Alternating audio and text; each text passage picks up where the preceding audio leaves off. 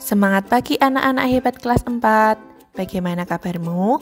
Semoga semua dalam keadaan baik dan sehat. Hari ini kita akan belajar bersama tentang tema 1 subtema 3, pemantulan dan penyerapan bunyi.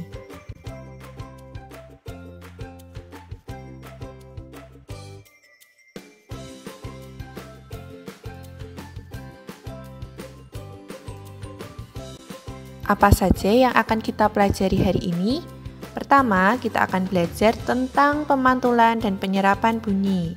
Kedua, kita akan belajar menentukan gagasan pendukung teks bacaan yang dibacakan secara lisan. Siapkan dulu buku paket temamu halaman 151 sampai 153 tentang pemantulan dan penyerapan bunyi. Materi pertama, pemantulan dan penyerapan bunyi.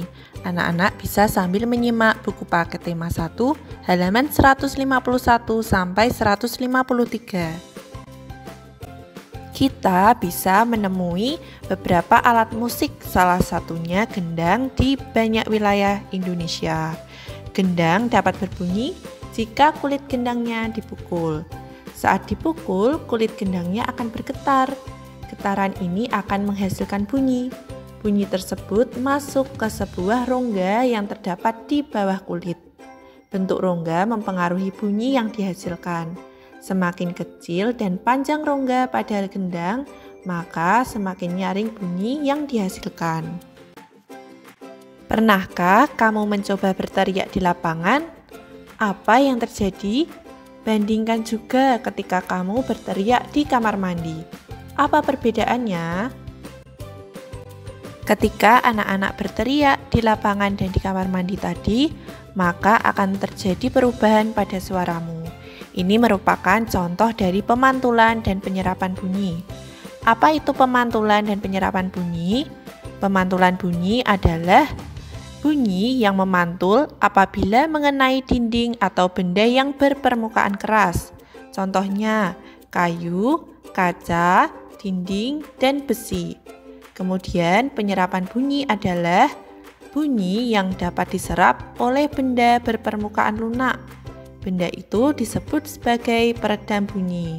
Contohnya ada karpet, karung goni, kertas, kain, busa, dan wol. Penyerapan bunyi.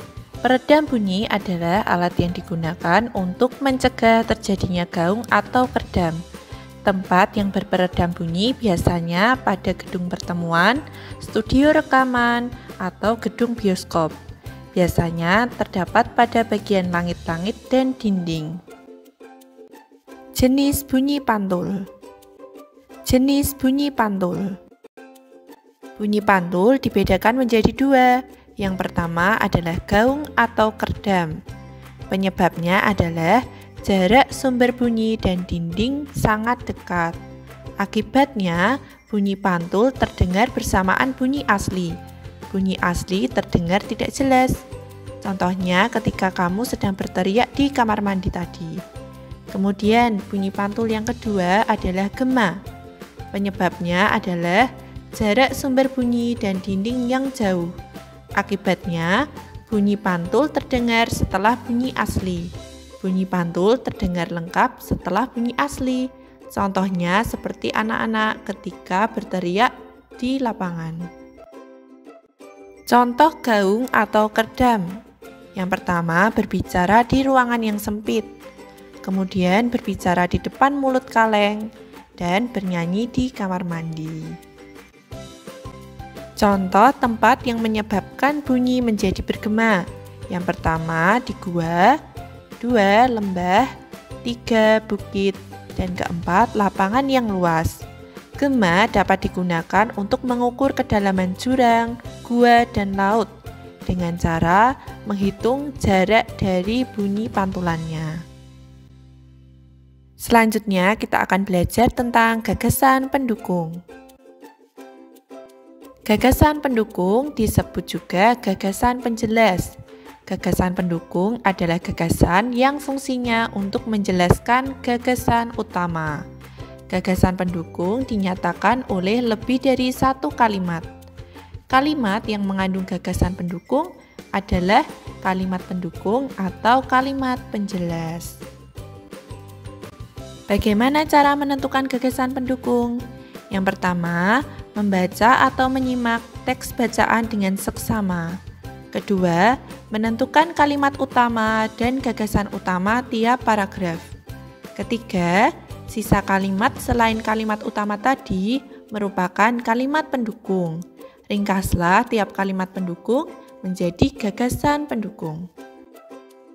Mari kita berlatih bersama menentukan gagasan utama dan gagasan pendukung bacaan dengan menyimak cerita yang akan dibacakan berikut dengan seksama. Sigap membantu sesama. Malam itu, beberapa warga Kampung Babakan berkumpul di pos jaga. Tiba-tiba terlihat seorang bapak tua yang berjalan pelan. Ia memanggul kardus besar di pundaknya. Oh, rupanya Pak Semi. Gagasan pokok dari paragraf tersebut adalah warga Kampung Babakan berkumpul di pos jaga. Kita peroleh dari kalimat pertama paragraf tersebut yang merupakan kalimat utama. Kemudian sisanya adalah kalimat kedua, ketiga, dan keempat. Ini merupakan gagasan pendukungnya. Yang pertama, terlihat bapak tua berjalan. Kedua, bapak tua memanggul kardus besar. Kemudian yang ketiga, Pak Semi rupanya. Pak Semi baru pulang dari kampungnya di Maluku. Sudah 2 minggu Pak Semi pulang ke Maluku. Ia harus menghadiri acara adat di sana.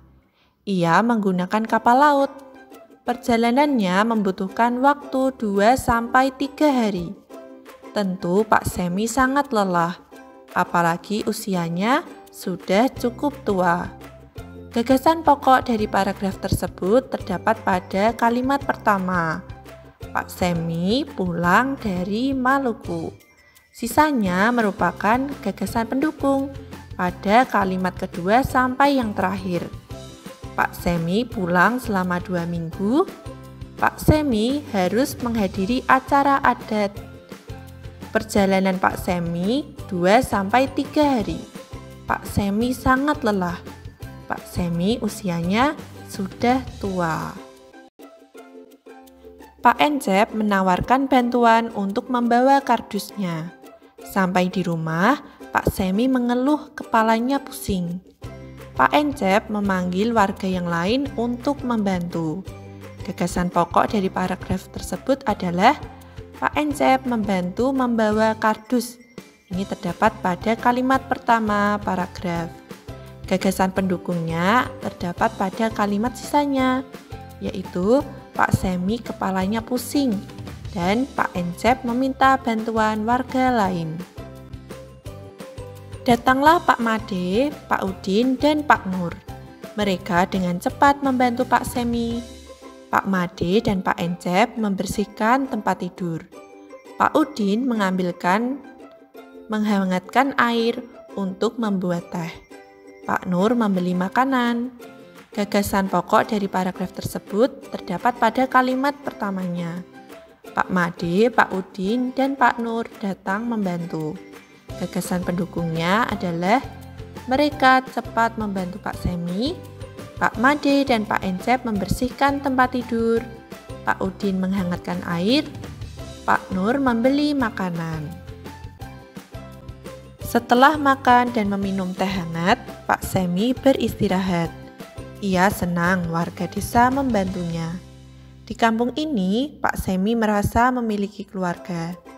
Manfaat yang dapat kita ambil dari saling membantu ini adalah kebersamaan dan kerjasama. Gagasan pokok dari paragraf tersebut adalah pada kalimat terakhir. Manfaat saling membantu adalah kebersamaan dan kerjasama. Gagasan pendukungnya pada kalimat pertama sampai yang ketiga. Pak Semi beristirahat. Pak Semi senang dibantu warga. Dan Pak Semi merasa memiliki keluarga. Dari kumpulan gagasan pokok tadi, dari paragraf pertama sampai ketiga, kita dapat membuat sebuah ringkasan tentang teks bacaan sigap membantu sesama. Ringkasannya adalah, warga kampung Babakan berkumpul di pos jaga. Pak Semi pulang dari Maluku. Pak Encep membantu membawa kardus. Pak Made, Pak Udin, dan Pak Nur datang membantu. Manfaat saling membantu adalah kebersamaan dan kerjasama. Tugas anak-anak yang pertama adalah menentukan gagasan pokok dan gagasan pendukung teks bacaan berikut ini. Simak ceritanya dengan seksama, kemudian catatlah gagasan pokok dan pendukungnya pada buku paket halaman 160 sampai 162 atau di buku tulis tema apabila kamu meminjam buku tema sekolah. Wedang jahe buatan ibu. Hujan turun deras sekali. Udin berjalan kaki pulang dari sekolah. Udin tidak membawa payung sehingga tubuhnya basah kuyup. Udin mulai merasa kurang sehat dan kedinginan. Ibu tahu apa yang harus dilakukan agar Udin segera pulih. Ibu membuat wedang jahe untuk Udin. Wedang jahe artinya minuman yang terbuat dari jahe, yaitu minuman khas Jawa Tengah yang memberikan rasa hangat bagi tubuh. Bahan-bahan wedang jahe adalah jahe dan gula pasir atau gula merah. Bisa juga ditambahkan kayu manis dan serai untuk menambah rasa dan aroma. Semua bahan direbus hingga mendidih dan harum. Untuk meredakan gejala kurang sehat, wedang jahe sebaiknya diminum segera setelah mendidih. Ibu sering membuat wedang jahe untuk Udin dan keluarganya.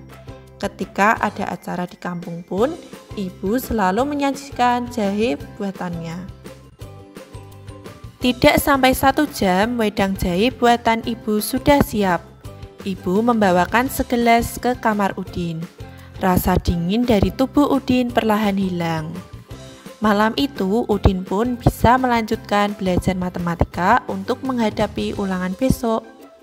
Minuman tradisional Indonesia memang mengagumkan karena enak dan sehat bagi tubuh. Setelah anak-anak menuliskan gagasan pokok dan gagasan pendukung dari cerita wedang jahe ibu, kerjakan soal latihan tentang materi hari ini pada Google Form yang dibagikan guru kelasmu. Kerjakan dengan mandiri, teliti, dan sungguh-sungguh ya. Terima kasih anak-anak karena sudah mengikuti pembelajaran hari ini dengan baik dan sungguh-sungguh.